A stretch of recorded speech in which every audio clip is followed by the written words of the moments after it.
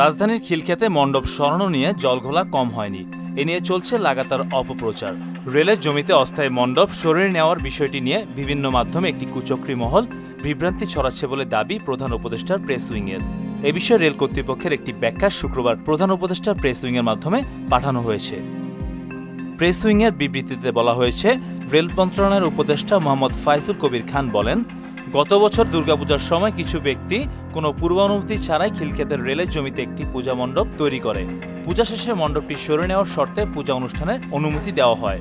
পূজার আয়োজকরা রেলকে পূজা শেষে মণ্ডপ সরিয়ে নেওয়ার প্রতিশ্রুতি দেন, কিন্তু পূজা শেষে বারবার বলা সত্ত্বেও তারা মণ্ডপটি সরিয়ে নেয়নি।